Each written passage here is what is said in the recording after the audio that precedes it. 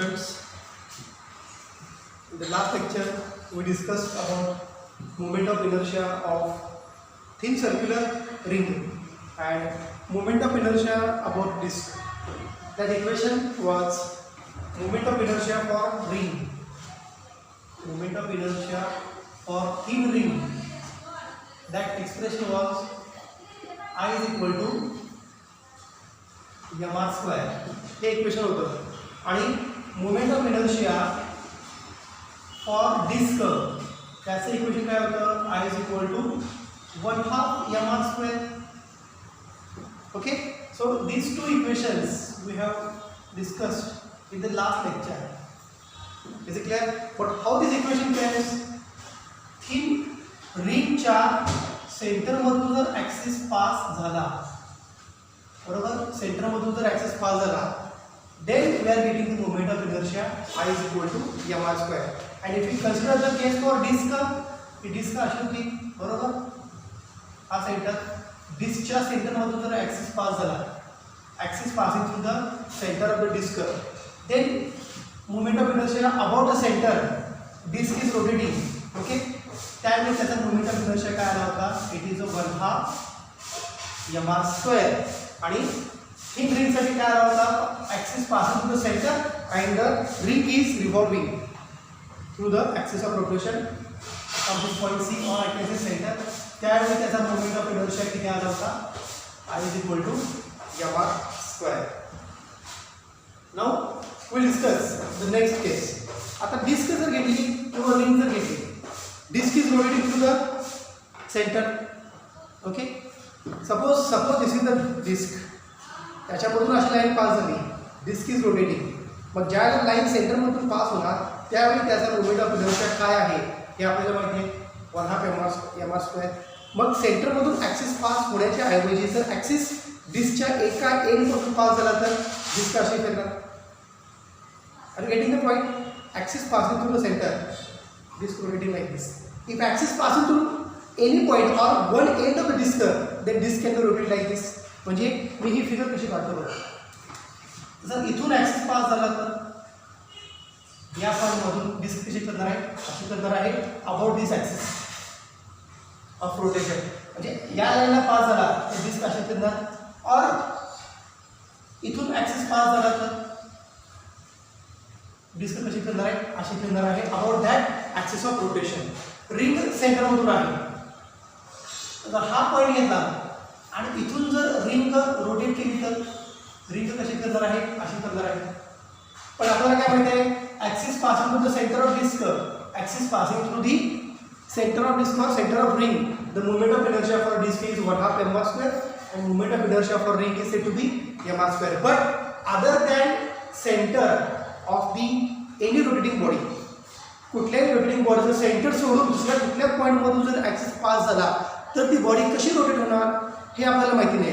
That's why next point will be the parallel axis theorem. म्हणजे central axis सोडून दुसरा कुठला जरी पॉईंट घेतला, त्या पॉईंटला जर डिस्क रोटेट झाली त्या पॉईंटमधून, तर त्या डिस्कचा किंवा त्या रिंगचा किंवा त्या रोटेटिंग बॉडीचा मोमेंट ऑफ इनर्शिया काय आहे तो आपण आता डिस्कस करायचा आहे.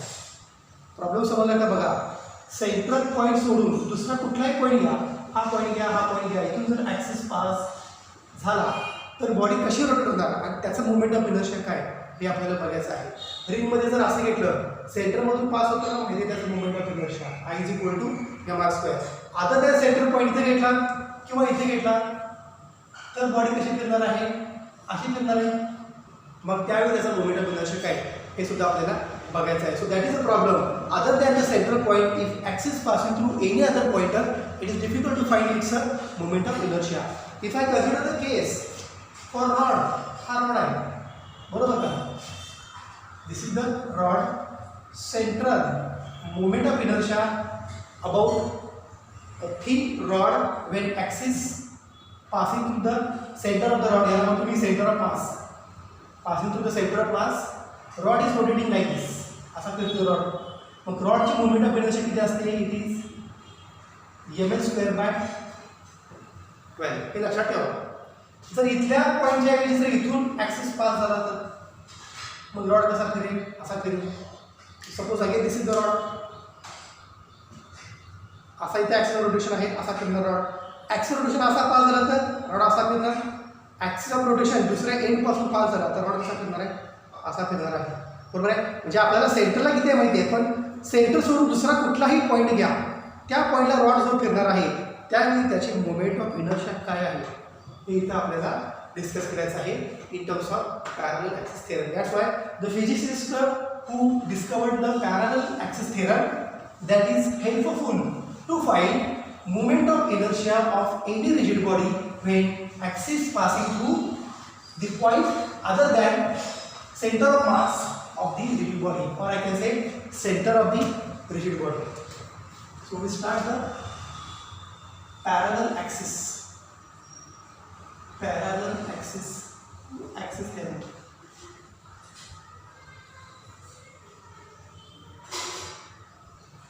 ॲक्सिस घ्या किंवा ॲक्सिस घ्या, दोघांच्या मध्ये सुद्धा सेम घ्या. आता पॅरलल ॲक्सिस म्हणजे एका ॲक्सिसला ते दुसरीकडे कसे असणार आहे, पॅरलल असणार आहे आणि त्या लाईनला काय होणार आहे, रोटेटिंग बॉडी रिव्हॉल्व होणार आहे. I can draw any rigid body. This is not rigid body म्हणजे काय, of any shape contains number of particles. I will take this as a center of mass. Center of mass चा अर्थ माहिती आहे का तुम्हाला? Center of mass म्हणजेच काय, the point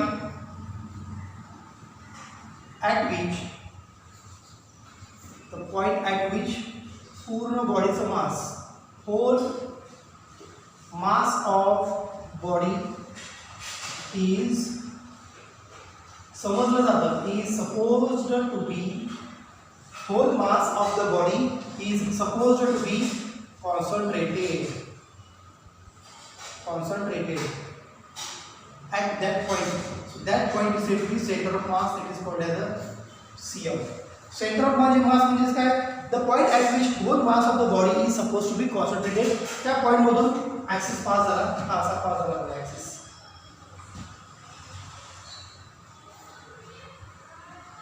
हा असा ॲक्सिस पास झालेला आहे. बॉडी इज रोटेटिंग लाईक दिस. अशी बॉडी रोटेट होते. बरोबर. पॉईंट समजते का बघा. ही सपोज रोटेटिंग बॉडी आहे, ही असं प्लेनमध्ये घेतली पण ॲक्च्युली अशी असणार आहे. इथं या बॉडीला जर सेंटर ऑफ मास असेल तर बॉडी अशी फिरणार. तर मला हा पॉईंट घ्यायचा नाही, मला दुसरा हा पॉईंट घ्यायचा जेणेकरून बॉडी अशी फिरणार आहे. आणि या पॉईंटचं मला काय करायचं आहे, movement of inertia for that rotating body to find out. I will consider the another point here. Okay. या पॉईंटमध्ये सुद्धा काय लाईन पास झाली. So this is the another axis of rotation. हा त्याचा काय, सेंटर ऑफ मास मधून पास होणारी लाईन, हा त्याचा ॲक्सिस ऑफ रोटेशन. आता या पॉईंटमधून काय लाईन पास झाली, बॉडी आता अशी बनणार आहे about this point. So I can say this point as a centre of mass C. Okay. This point as a C M.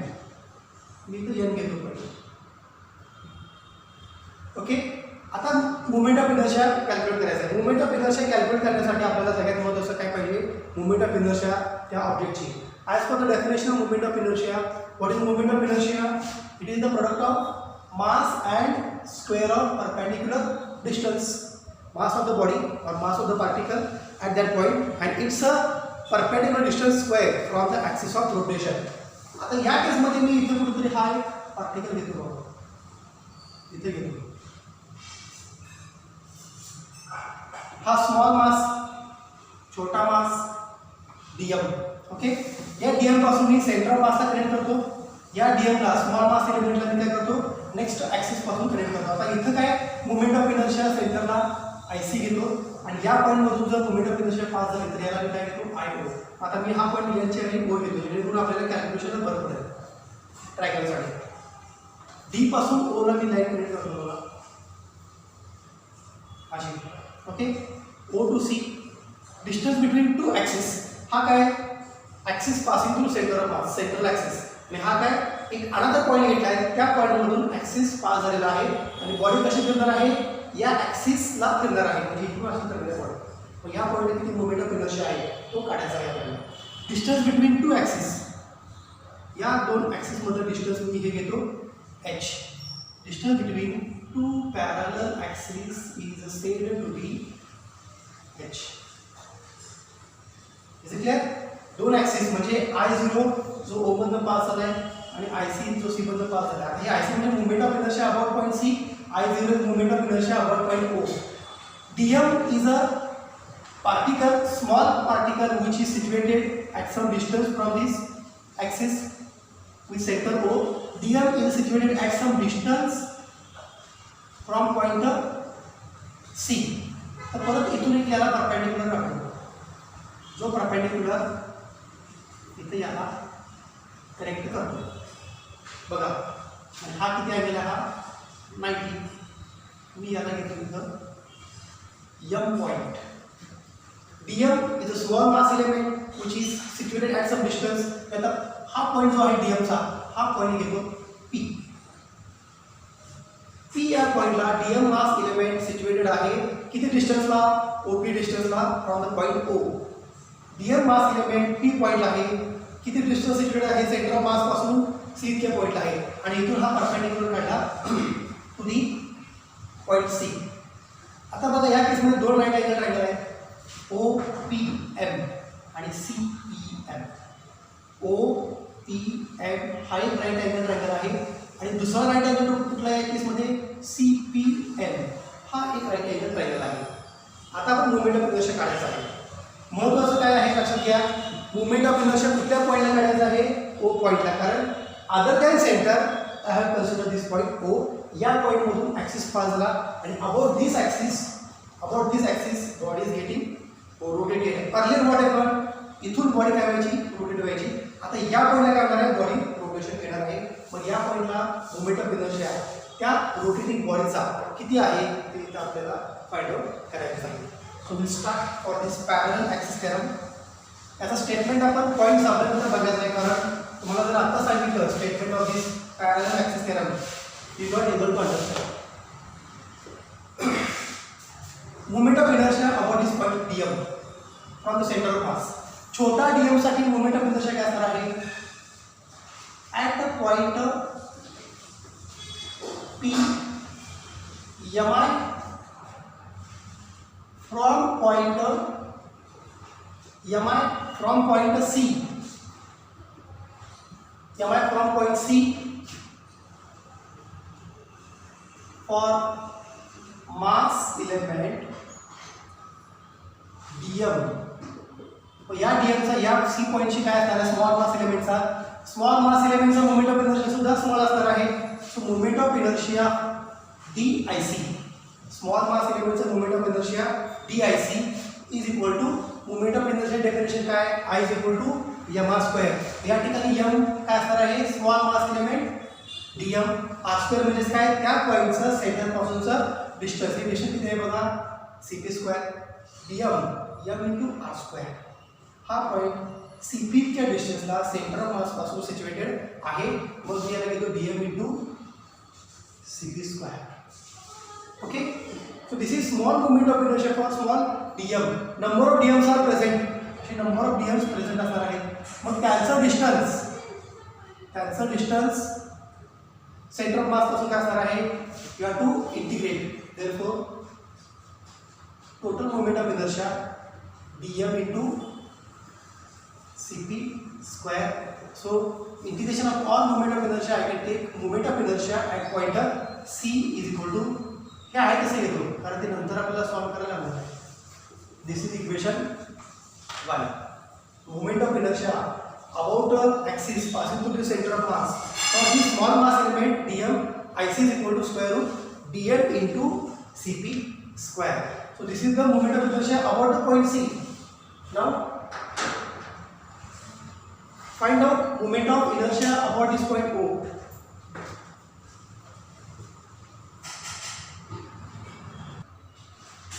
Now this is the moment of inertia at point C. आता या पॉइंटला O ला moment of inertia किती आहे? Small element dm ची at point P mi moment of inertia from point कोणत्या point पासूनची O, from point O for mass dm या ठिकाणी moment of inertia due to this mass element काय असणार आहे DIO इज इक्वल टू परत काय mass into square of distance. आता इथे स्क्वेअर ऑफ डिस्टन्स किती बघा OP square. Is it clear? OP square this is the small moment of inertia due to small mass element. Number mass एलिमेंटचा moment of inertia काय असणार आहे integration of all moment of inertia about this point O is equal to again dm into OP square. So I can write this equation as a integration of small moment of inertia that gives moment of inertia at point O is equal to integration of dm into OP square. This is equation 2. बघा C point ला due to dm moment of inertia किती आहे dIC is equal to dm CP square. But for small element, this is the equation. Number of mass elements which are situated at a different distance from this point C. So total moment of inertia about point C is IC is equal to integration dm CP square. Total moment of inertia about point O is I is equal to dm into OP square. Now see the triangle. Triangle OPM. Triangle OPM मध्ये value काय करायला बघा Pythagoras theorem फक्त use करायचा बाकी काही करायचं नाही. OP square is equal to OM square plus PM square. बघा OP square is equal to OM square plus PM square. मग या ठिकाणी OP स्क्वेअर ची मी व्हॅल्यू काय पुट करतो using the Pythagoras theorem for this triangle OPM. OP square is equal to OM square plus PM square. Therefore I0 is equal to integration of dm OP square से लोग अपना करते होगा OM square plus PM square. Is it clear? काय केलं OP square triangle जो आहे OPM त्यामध्ये OP square ची लोग कॅप्चर केली OM square plus PM square. आता OM square हा परत कसा येणार OM is equal to OC plus CM. OM can be written as OC plus CM is equal to integration of dm. OM can be written as OC square plus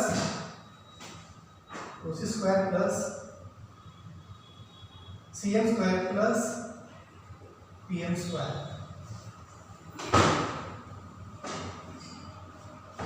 It is OC plus CM ना OM ची value काय OC plus CM या ब्रॅकेटचा square plus PM square plus PM square. Okay हा bracket solve करा काय होते बघा. Therefore I0 is equal to integration of dm OC square कसं लिहिणार OC square plus 2OC dot CM plus CM square. हा ब्रॅकेट सॉल्व केला रे A plus B bracket square म्हणजे A square plus B square plus 2AB A square plus B square plus 2AB तेच येतं OC square plus 2OC CM plus CM square plus PM square. Clear बघा समजते का. आता OC square plus 2OC CM plus CM square. आता या केस मध्ये बघा OC स्क्वेअर हा आहे 2OC CM plus CM square plus PM square OM plus PM DM OC plus CM bracket square हा CM square plus PM square plus PM square याची value काय मिळणार आहे CP स्क्वेअर. बघा हा पण एक ट्रायंगलच आहे का CM square plus PM square that gives CP square. So CM square plus PM square that gives a CP square. So I will put this value is equal to integration of dm and I will write in the next step is equal to integration of dm बघा OC square plus 2OC into CM plus CM square plus PM square ची value काय घेतली CP square, so that is a CP square. काही नाही फक्त triangle घेतला आणि त्या ट्रायंगल मध्ये परत दोन बाजू ऍड करून परत ते सर्व त्याच्यामध्ये ऍड केले. काही डिफिकल्ट स्टेप्स नाही. Now this is the moment of inertia about point O. अजून पुढे कॅल्क्युलेशन करायचं. आता काय करायचं या dm ला मल्टिप्लाय करतो. प्रत्येक टर्मला इंटिग्रेशन dm ने मल्टिप्लाय करतो. काय होणार बघा integration of dm into OC square integration dm into OC square plus integration of dm into 2OC CM plus integration of dm into CP square. Integration dm ने आप ब्रॅकेटला multiply केलं integration dm into OC square plus integration dm into 2OC CM plus integration dm into 2OC CM plus integration dm into CP square plus integration dm into CP square. आता term कशा rearrange करतो ते बघा.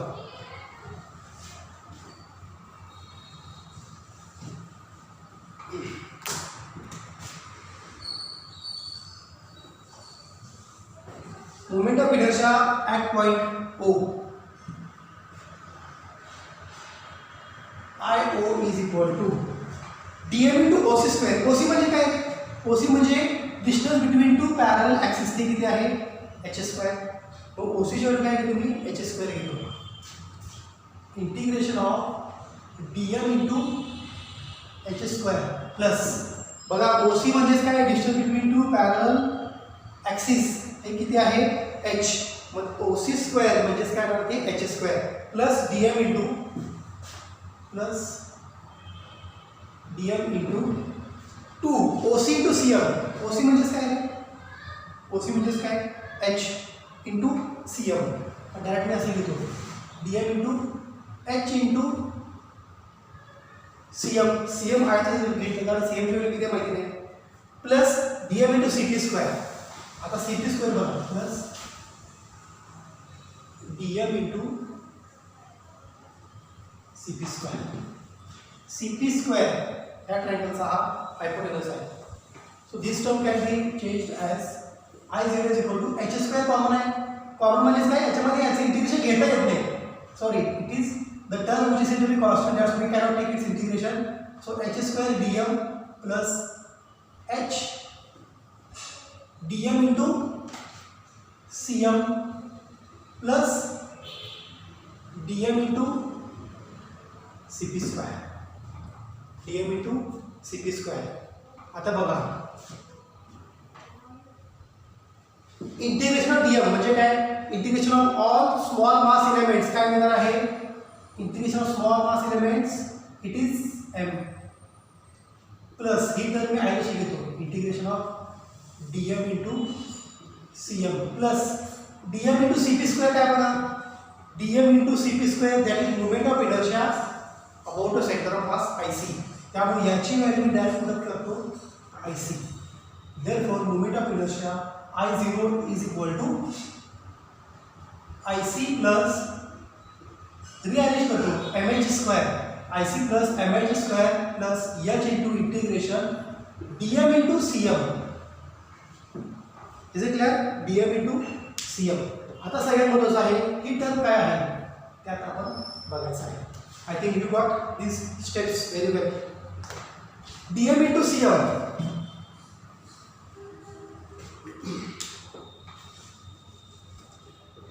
dm म्हणजे काय बघा मास element आहे का फिगर मध्ये बघा आणि CM म्हणजे काय त्या मासचं परपेंडिक्युलर डिस्टन्स म्हणजे हे सुद्धा काय असणार आहे CM पॉइंट आहे हा CM आणि हा CM बघा हे डिस्टन्स सेमच आहे. Is it clear mass into its a perpendicular distance from the centre of mass.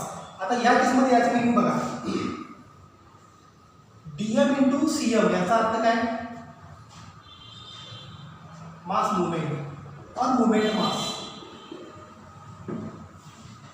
distance of that mass from the axis of rotation or from the center of mass. Mass movement always said to be a zero. Mass movement always said to be zero. ऐसा अर्थ है mass movement चा आपण एक example बघू. हे zero का? पण ज्याला बाजारामध्ये किंवा दुकानामध्ये भाजी घ्यायला किंवा किराणा माल घेण्यासाठी जातो, देर इज वन सी सॉ, एक तराजू असतो बघा, अशा साईजचा तराजू असतो. इकडे पॅन असतो, here is one pan, here is other pan. बरोबर. इथे काय असतं वेट, आणि इथे काय असतं आपलं जो काय माल असतो. वेट आहे 1 किलोचं, माल घेतला अर्धा किलोचा, वेट कुठे येणार? खाली येणार, माल जाणार वरती. हे इक्वेट कधी होणार आहे दोन्ही? हे अप्लाय केलेलं वेट आणि हा घेतलेला माल ज्याला दोन्ही सेम असणार आहे, त्यावेळेला त्याचं मुवमेंट काय असणार आहे? झिरो. मुवमेंट झिरो म्हणजेच काय बघा, इकडे वेट आहे म्हणजे काटा कुठं असणार आहे? काटा इकडे होणार आहे. बरोबर आहे का? आणि ज्याला तुम्ही याच्यामध्ये तुमची वस्तू किंवा माल ॲड करणार, त्याला काय करणार? दोन्ही इक्वेट झाले. इक्वेट झाले म्हणजेच काय बघा, त्याच्यामध्ये असणारं मास, याच्यामध्ये असणारं मास आणि त्याचं सेंटरपासूनचं डिस्टन्स R2, याच्यामध्ये असणारं वेट, वेट म्हणजेच काय? मास असणार आहे ते 1 किलो 2 किलोचं. इथं असणारं मास आणि त्याचं सेंटरपासूनचं ॲक्सिस ऑफ हे सेंटर ऑफ मासपासून डिस्टन्स हे R1. मुवमेंट ऑफ मास काय असते इथं बघा, हे जेव्हा दोन्ही असणार एक m into R1, m into R1 या साईडला is equal to m into R2. Movement of mass, product of mass and its a perpendicular distance from the centre of mass, म्हणजेच movement of mass m1r1 m r1 is equal to m r1 minus m r2 is equal to 0. म्हणजे बघा movement of मास काय झालं? 0 झालं. हे कधी? Centre of mass पासून m into R2 is equal to m into R1 असेल तर मुवमेंट ऑफ मास काय असते?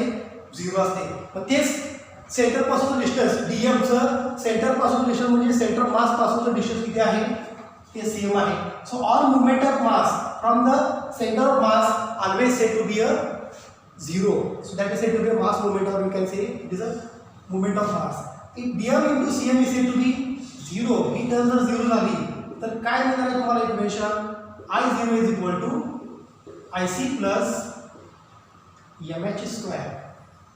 I0 is equal to IC plus mh square. Moment of inertia at point O. या पॉइंटला moment of inertia किती असणार आहे? Moment of inertia about the axis passing through the center of mass plus mass into square of the distance between the two parallel axes. So this is your final equation, parallel axis theorem. Equation बघा, parallel axis theorem चं काय आहे? I0 is equal to IC plus mh square. IC म्हणजे काय? Movement of inertia about centre of mass plus mass म्हणजे total mass into square of distance between two parallel axis. So this is the final equation for parallel axis theorem. मग याचं statement आपण कसं discuss करायचं ते बघा. Movement of inertia about any point centre of mass म्हणून कुठला पण पॉईंट घेतला, हा पॉईंट घेतला.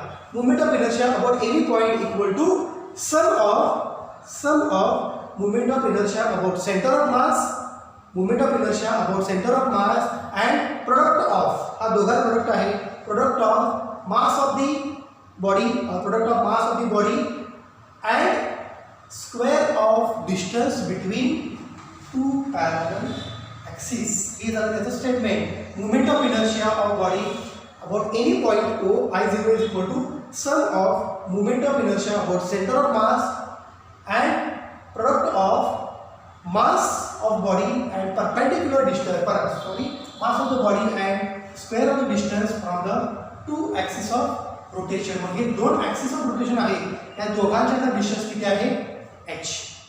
So this is the final equation. मग आता आपल्याला हे जर माहिती असेल तर सेंट्रलचा पॉईंट सोडून दुसरा कुठलाही पॉईंट घेतला तर त्याचा मुवमेंट ऑफ इनर्शिया कसा असू शकतो ते आपण पॅरलल ॲक्सिस थिअरम यूज करून इझिली फाइंड आउट करू शकतो. So I think you understood this concept very well. मी आता काय करतो, याचं स्टेटमेंट घेतो. हे लक्षात ठेवा statement.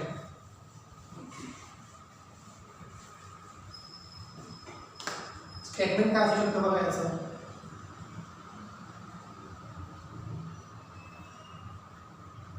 Moment of inertia of body about any point of body, about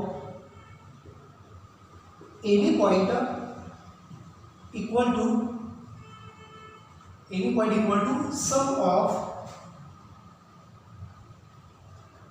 of moment of inertia about center of mass, sum of moment of inertia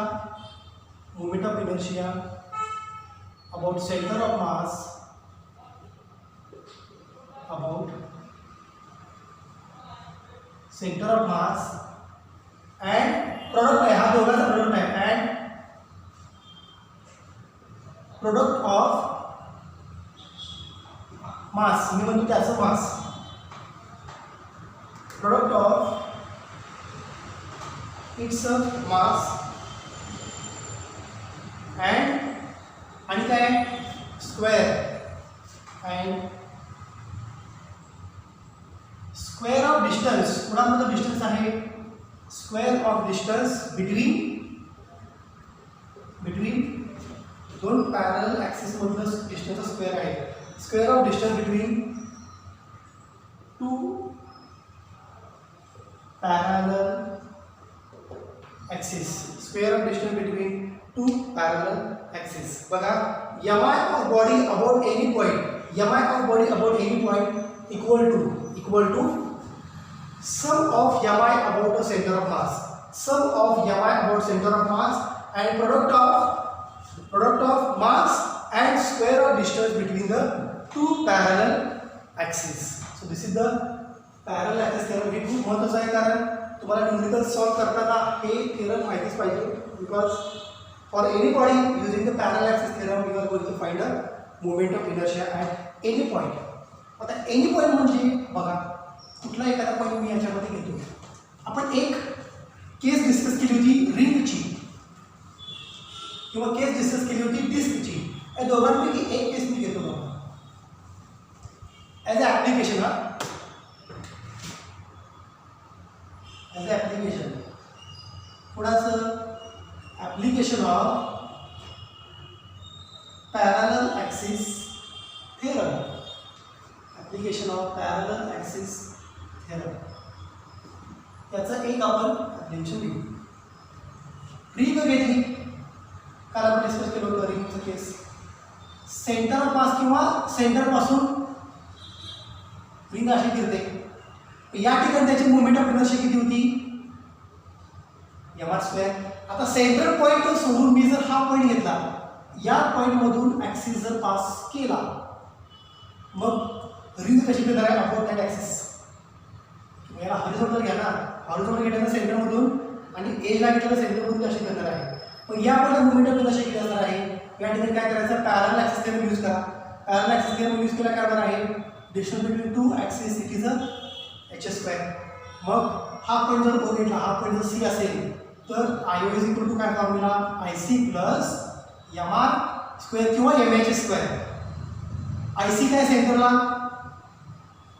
mr² plus mh². पण h म्हणजेच काय रे, त्या सर्कलची रेडियस h². हे मी direct घेतलं h², पण हे distance काय actually h is equal to काय radius, h is equal to radius घेतली तर काय येणार आहे mr² plus mr² is equal to 2mr². झालं. Movement of inertia about any point other than the centre. हा पॉईंट घ्या, हा पॉईंट घ्या किंवा हा पॉईंट घ्या, या ॲक्सिसला जरी बॉडी रोटेट केली अशी जरी रोटेट केली तर या पॉईंटला मुवमेंट ऑफ इनर्शिया किती असणार आहे, 2mr²च असणार आहे. त्यामुळं सेंट्रल पॉईंट सोडून दुसरा कुठलाही पॉईंट घेतला तर पॅरलल ॲक्सिस थेरम यूज करून त्या एनी पॉईंटला मुवमेंट ऑफ इनर्शिया किती आहे हे आपण इझिली कॅल्क्युलेट करू शकतो. हे लक्षात घ्या. आणखी जर एक्झाम्पल घेतलं तर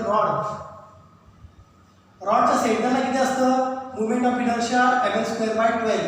सेंटरपासून रॉड फिरण्याच्या ऐवजी जर मी एका एंडला घेतला ॲक्सिस जो दुसऱ्या ॲक्सिसपासून इतक्या डिस्टन्सला आहे, तर या ठिकाणी मुवमेंट ऑफ इनर्शिया किती कॅल्क्युलेट होते बघा. हे काय सिलेबसला आपल्याला नाही आहे, पण लक्षात ठेवा. अदर दॅन सेंटर दुसऱ्या कुठल्या जरी पॉईंटला जर ॲक्सिस पास झाला, इथे मुवमेंट ऑफ इनर्शिया करणार आहे ml²/2. So this is a best example for application of parallel axis theorem. So try to understand the parallel axis theorem, because in examinations you are going to solve many numericals based upon this parallel axis theorem. A statement solve करताना पाठांतर करू नका. पहिल्यांदा equation लक्षात ठेवा. Equation काय आहे त्या केसमध्ये बघा. Equation is I0 is equal to IC plus mh square. कसं स्टेटमेंट डिस्कस करणार. Moment of inertia about any point is equal to sum of product of mass of body or product of its mass and square of distance from two parallel axes. So keep in mind this equation. I0 is equal to IC plus mh square. IC is equal to IC plus mh square. So this is the parallel axis theorem and एक example आपण बघितलं. So here is the end of this lecture. In the next lecture we will discuss the perpendicular axis theorem. Okay, we'll stop here.